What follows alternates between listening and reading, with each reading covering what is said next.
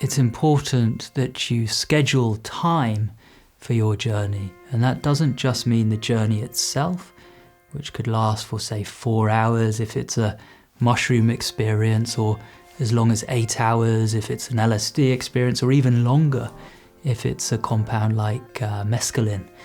So you want to schedule for the journey, but it's also wise to schedule for the evening afterwards, or the night, and the next day. You don't want any major life events to be covering the period over which you intend to journey and the next day. Just be wise, use your common sense, and book a good couple of days for your journey experience, and ideally not a period that has any special stress for you. So be sure that the space in which you're going to journey is booked. I mean, it might be your own living room, but just know that you can be in that space relatively uninterrupted, and you're not going to have to rush out of that space. About the time of day that you plan for the journey, there's no real hard rule on this. In our research studies, we would dose with psilocybin, magic mushrooms, in the morning, often quite early with a sort of 9 a.m.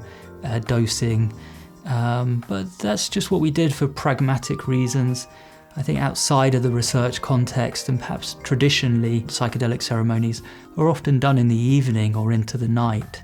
I think probably it's best to go with pragmatics and common sense for the time of day in which you dose.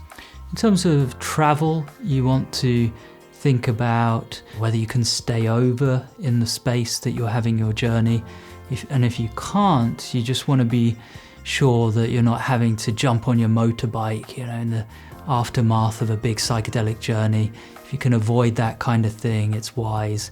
You don't really want to have to be driving. If you're taking public transport, it's best to have someone with you. And if you're thinking about into the evening whether you're going to be alone, just think carefully about that. Would you want to have a support person with you to accompany you?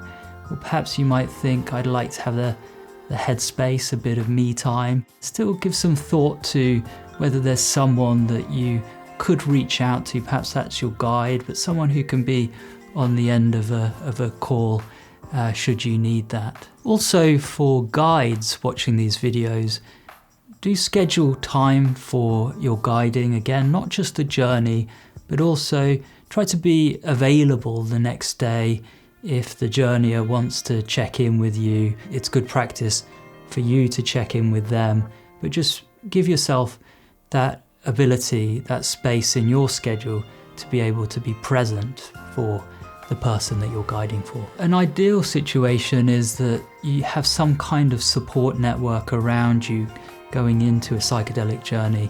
That might be a loved one, your partner, whatever, but someone that you can talk to afterwards. Hopefully your guide can be available in that form, but it's also healthy if you don't just have to rely on your guide.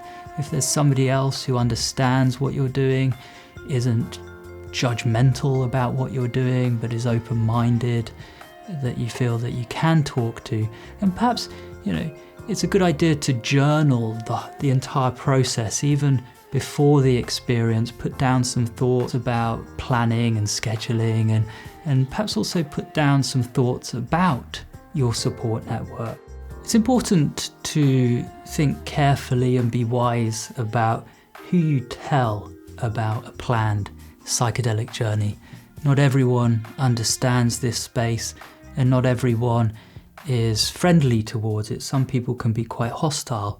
That might even be your therapist, it might be a loved one, a family member.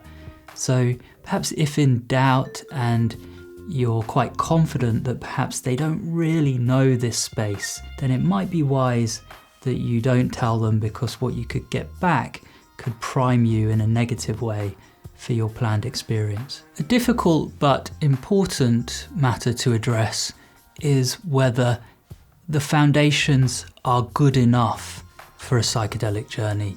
Sadly, not everyone has a support person, for example. You might feel especially lonely at the moment, especially isolated.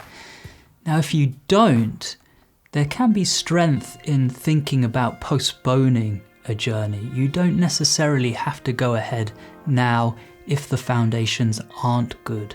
So there is wisdom and there is strength in postponing if you feel that that is the wise thing to do.